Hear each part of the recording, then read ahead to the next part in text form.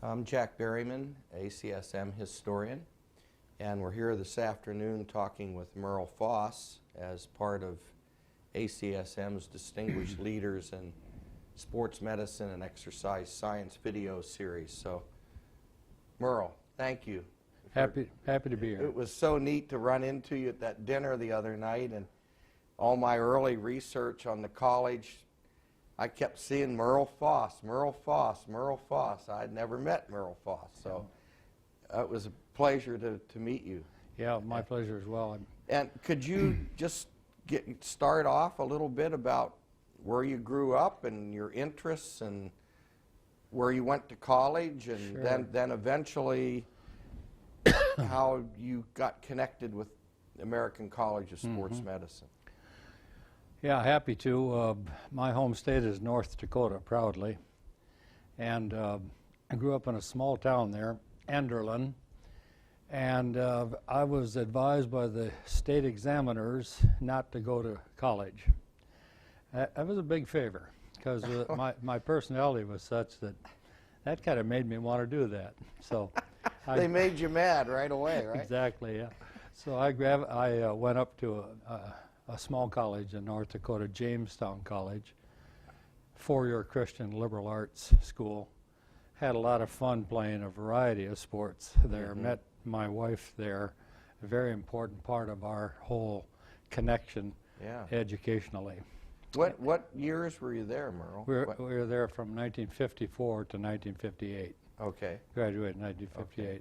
So then we each went off to South Dakota State University and had some tremendous instructors there. I mean, people that put you through quite a grind. Was this for like a master's Master's, degree? yeah. Okay, what was your undergrad degree? Undergrad was physical education mathematics. Okay. Because at Jamestown College, you could not have a single major in physical education. You had to major in something else. Okay. Isn't that interesting? Well, at that time, if I remember correctly, they probably just assumed you were going to go out and be a teacher. Yeah, that was the assumption. Yeah. Right, yeah. that was it. So then you go for a master's. Master's at South Dakota State in physical education. And you know, we always talk about turning points. Yeah. You know, which little things guide your career. And what happened to me there was I was assigned to the wrestling team as a graduate assistantship on a graduate TA. And so I got a lot of experience with wrestling. I had wrestled a couple of years. But then that led to my getting a job at Luther College as the head wrestling coach, assistant baseball coach, instructor in physical education. This is after your master's. Yeah, after the master's. So now where's Luther? That's Decorah, Iowa, up in the northeast corner. Okay. Just a beautiful campus, small college. And you're still pretty young at this time, really. I think I was about 22. Yeah, that's pretty young. Yeah, that was to get a job like that. Yeah, that felt good. Yeah. And my wife and our careers followed one another very closely. She was also on staff in physical education, headed up the physical education program at Luther. Oh, wow. So after being there for about 4 years, and that would have been what? 60 through 64. Okay. About 4 years of that, and started to make some decisions, and one of them was that I didn't really want to continue coaching wrestling. So then what to do? And a friend of ours was going down to the University of Iowa on summer program, and he said that he thought I should come down and take a look at it. When I arrived there at the University of Iowa, the chairman at that time was Lou Alley. I know the name. I remember the biomechanics guy. Yeah. Real nice guy from Missouri, strong personality. So I went at registration. My friend Kent took me over to introduce me to him. And he said, "This is Merle Foss, our wrestling coach at Luther, and he wants to start some graduate study here." Lou says, "Enroll him in the program. We'll teach him how to wrestle." And that was the start of it. And then, of course, this is about the time when Charles Tipton arrived. Yeah. Wow. And now, he wasn't there when you decided to go down. No, but he came soon after. Right, yeah, soon. Came the soon timing after. was about the same. And then they were initiating the specialty programs to break away from traditional physical education. You had to specialize in something. I chose exercise physiology. Didn't really know what I was getting into, Yeah. and had a lot of experiences because of it. All of them really causing you to grow. Sure. I mean, you're yeah. being forced over into take classes in the medical school in physiology, endocrinology, And here's this biochemistry. wrestling coach. And I'm doing a this. red, but they're teaching me to wrestle. You see. Yeah, right.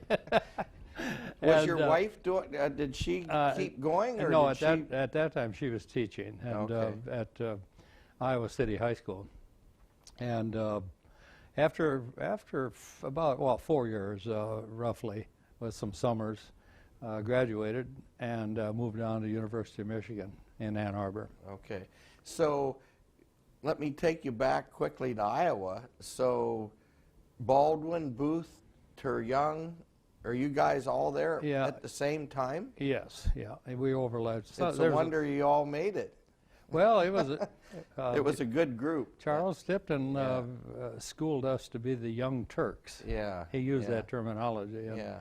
consequently, he whipped us into shape. He really Yeah. did. Charles Tipton, very Yeah. forceful, as you know. Sure. Very So forceful you person. finished your Ph.D. and got a job right away. Got a job right away. Interviewed Fantastic. at 3 schools, and University of Michigan looked the best, so went there. Now, never have left there. You know, I taught there, did the usual 3 things: teaching, research, and service Yes. for 34 years. Wow. And then retired. I retired about 10 years ago. And in that period of time, I've not been really too much involved in academic work. I've got a couple of side projects going. I like the duck hunting part. Well, that's the one thing I do. I do a lot of fishing, so I can appreciate yeah. what you're telling me. I do. I manage a couple of private hunting clubs now, one in the Upper Peninsula, Michigan, one in North Dakota. Yeah, fantastic. Well, I'm trying to think, was Hunsaker at Michigan? Paul Hunsaker was chairman of the department. Yeah, okay. Yeah, I went there in 1968. I believe he died in about 1972. So was he the one that hired you then? 1976. Yeah, Paul Hunsaker hired me. yeah, Okay. Yeah. Did they already have a lab in place, or did you Yes, pretty actually- much have to set? Actually, no. There was a good lab that was set up. John Faulkner Oh, of course. was a person there that had set up the lab. Wow. John moved up to physiology. Yes. That left an opening in the physical education department. Okay. Started out as physical education, and well, that we should remember, Jack, Mm-hmm. that one of the, I just love to tell people where kinesiology came from. Yeah. It came from physical education. Oh, no question. American College of Sports Medicine, based very much equally on that 3-part base, that foundation, physical education being a very important part of it. Yeah, I bet you 70% or more of the 100 people I've interviewed started in physical education.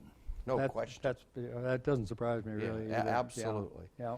And so did you get involved in ACSM before Iowa, or when? No, right at towards the tail end, like I think 1967 Okay. was probably the first. Las Vegas, I'd have to go back and look, but Yeah. Las Vegas convention was the first one that we went to. Okay. And did you go with Tipton and all the other grad students? Not with or Tipton, but I remember boarding a plane with Young Oh, yeah. and Barnard, Yeah. and everybody was dressed up pretty good, to Yeah. the extent that they could. Headed for the strip, the Las Vegas strip. Yes. Yes. Great memory. I was thinking that you were involved starting the Midwest chapter. Yeah, we did. We started the Midwest chapter, and that was started in the home of a fellow who can't be here right now. He has some limitations health-wise, but his name is Fazlola Nekha, and most people, Never heard. if they see this, would know him as Doc Nick Ah. or Fozzie. And Okay. it was in his home in Ypsilanti where John Faulkner and Bill Husner, myself, Henry Montoy, and there were probably a couple of others that were there, and started the Midwest chapter. Wow. Yeah, I suppose you don't remember the year. Maybe you do. I don't know if I'd have to go back. Yeah, I would have to look it up. I think I have it written down. It was the first chapter, though. Yeah. Midwest chapter was the first one. Wow. Well, so you move into the lab that's already there, which is nice. Do you start to have graduate students right away? Yeah, there were some there, and some of them split, as is understandable, because they were well connected with John Faulkner. Yeah. And then some stayed in physical education, and those were mainly the ones I worked with in that department. We initiated, it was popular at the University of Iowa to run a lot of rats, and we put rats in place with treadmills and circular running cages and swimming devices and so on. And but we also had a lot of interest in human performance, primarily because of Paul Hensiker, Guy Reef, Henry Montoy. Very interested in the human performance aspects. Now, did you get involved? I thought you did pretty directly with AFERD too. Yes, early on. Yeah. But as I got more involved with ACSM, my allegiance was with I think that was another common thing. Yeah. In your generation is that Yes. people shifted. A lot of people that were more scientifically oriented shifted more towards ACSM. Yeah. I think that's really true. Yeah. And both organizations very important. I think we all got a lot out of AFERD, when we attended those meetings too. I'm just drawing a blank. I'm embarrassed. The founder, that was from North Dakota. The founder of ACSM. I went to Fargo and interviewed him. Did you really? Yeah, and before he passed away. Boy, oh boy, now I'm having trouble What was his name? with who that one would be. What was it Leonard Larson? Leonard Larson. That's who it was. Could well have been Leonard Larson. It was Leonard Larson. Because I think he did have a home in the eastern part of North Dakota. Yeah, he had a big orchard, and Yeah. it was Leonard. Yeah, Leonard Larson. Yeah. He was at the University of Wisconsin. He was at Wisconsin. Yeah. Yes, that's right. Yeah. Very nice and approachable, Yeah. engaging person. And Montoy, was he at Michigan State? Montoy was at Michigan, actually. He was. But then he moved. Went to Knoxville, University of Tennessee. And then he came back. Went back up to Michigan State. Yeah, okay. But he was at Michigan yes. when you went there. Yeah, he was at Michigan when I went there. Okay. Yeah. Did you guys do any research together? Or any Not really. I papers, or- think we talked more than actually, physically doing research, because he had things going and I was trying to get things going, and Yeah. so everybody's busy. And What did you do your dissertation work on at Iowa? dissertation at Iowa had to do with, it was an endocrinology study, and 11-hydroxycorticoids in trained and untrained dogs. We did some No rats. No, we did some interesting work surgically, made preparations so that we could get air samples and also blood samples from dogs that were running on treadmill. Jim Barnard and I did a lot of that work together. Oh, neat. Yeah. Neat. But one thing that happened, Jack, with me was I was on the campus, University of Iowa, one day, walking from the med school back to the field house, and I saw some extremely obese people. And they had them out there playing croquet. And I remember it had an impact on me. I looked at it and I thought, well, it seemed to me these people could do more exercise than croquet, and likely they would benefit, and likely they do need it. Yeah. So I got very much involved with Dave Steingart in the medical school at Michigan, doing work with extremely obese patients. Did that for about 15 or 20 years. Oh, wow.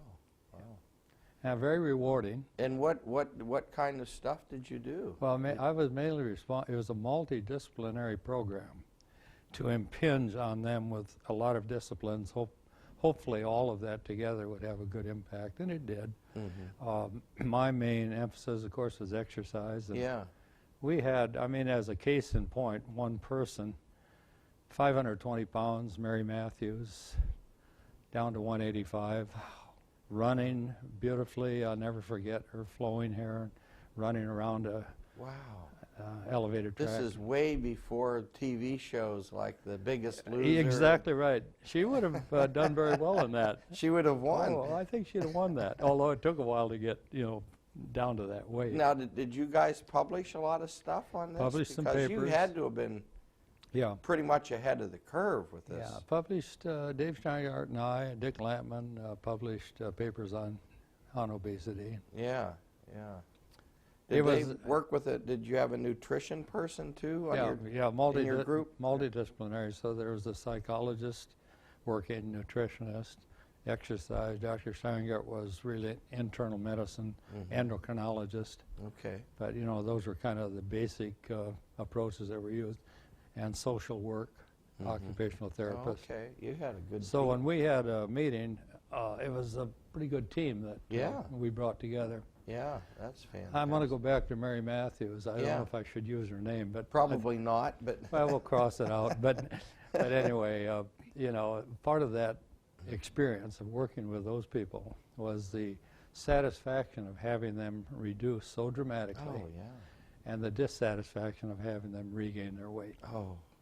And this one time, just anecdotally, she left for a weekend leave, weighed in on Friday, came in on Monday, 25 pounds heavier. In a weekend? On a weekend. Oh, I can't. I wouldn't think that would be possible. Well, what caused it? Well, that was probed in the meeting, of course. Yeah. What caused it were Oreo cookies. Oh, and how many? heavens. Well, packages. It was kind of not. It wasn't really funny. It was really kind of sad. Yeah. What was the time period when you guys were doing this? Would have been about 1970 to 1985. Okay. In that period. And I think that program is still going. Oh, is it really? Yeah, Wow. Dr. Steingart, well ahead of his time. Yes. And, there was a behavior modification person, too. So you designed some physical activity programs for... Yeah. They would have to be sort of individualized, wouldn't they? Tested those subjects on the treadmill, found out what limitations there were to, their work performance. Yes. And then tried to be, with good introspection and hopefully intelligence, devise some programs that would be safe for them to do. Right. Because we didn't really know, but some of the early papers deal with that matter of what is safe and effective. Where did you publish that stuff, or what journal? Endocrinology. Oh, okay. And applied physiology. Okay. Did you publish in MSSE much? Yes. Or? Yeah. There are a couple of papers in the sports medicine publications. Yeah. The ACSM. Yeah. Okay. And so the doctoral students you had, did you sort of turn them towards ACSM as well? Always. Yeah. Always did. Yeah. ACSM. When you go back to probably 1970, some of the early meetings, there were so few people there. And I was talking with Jim Barnard, and he said he went to a meeting in Madison, Wisconsin, where there was a single room. Yeah. And the physicians and the physical educators and the clinicians and the scientists all sat together and had to listen to one another. Maybe it wasn't a bad idea. Maybe not a bad idea, yeah. Yeah. But that was the whole group at the time. That was the whole group at the time. Yeah. And I think one of the places where, personally, I had the greatest opportunity in ACSM was serving as chairman of membership committee for a number of years. Oh, okay. And we were looking at how few members we had, how difficult our budgetary situation was, and then asking questions about what can we do about it. And so I had a strong committee, and we came up with the idea that we should recruit every opportunity we had at other meetings where people were already meeting, and they would have some interest in sports medicine. So can you picture the development of a small aluminum, what looked like the case you used to send your dirty laundry home in, you know, From with, college, with the yeah. straps on Yeah, it. You send yeah. it home. It was light and weight. Yeah. We used that concept, and actually the boxes that were with ACSM central office looked pretty much like those. But if we got a lead on a meeting that was going to be held in La Crosse, Wisconsin, or Minneapolis, or wherever, we'd signal the central office and say, get them out of recruiting box. I'll be darned. And we'd set up a person, you know, at that meeting. At that end and have stuff out, and it was, little pamphlets. I wish we could find one of them, because Wouldn't that be neat? it's just, the fellow in our lab at Michigan was real handy, mechanically really gifted. And he made these? He made them. Oh, that's very neat. We'll have to search for it. Yeah, see if we and can find one. when was that, Merle? What? Oh, that's a good question. Probably in the early 70s. Okay. And look how it's grown since. Wow. It's overwhelming. Yeah. I mean, for you to come Yeah. back and say, Yeah. holy mackerel. Yeah, that's exactly right. And Yeah. that's the. I think I told you, Jack, that I retired and then I'm doing other things. So Yeah. I haven't come to this meeting, you know, for 10 years. Yeah. And now this is a good return back. I've seen Yeah. a lot of good old friends, and just reflecting on I use the word overwhelming. Yeah. And I reflect on that. I visit and take photographs of what I see, but the exhibits, the books, the educational Yeah. materials, it just, and the quality of speakers and the presentations, international thrust, Yeah. it's overwhelming. Whole different ball game. It is, especially when you consider something like this. I brought it along. I saw that there, and I didn't know if you were going to bring it up or not. This but is a 35-cent publication that 5BX and XBX plan was for Canadian Air Force people to stay fit. Okay. And the other one I wish that I could have brought along would have been the small book that Ken Cooper. Oh, you know, aerobics. aerobics. Yeah, I have that. You've in got that one? 68, yeah. Yeah. Yeah, when was this? Did you do this? Were you involved in this? No. This is 1960. Wow. 1960. Okay. But I had it, and I thought, well, I'm going to bring that along, show and tell. You know? Yeah, thank you. Oh, my. We're already over time. Are we over time? I told you it just goes just like that. Yeah, and that's fine with me. Well, thank you, Merle. It was great. It's my pleasure. As soon as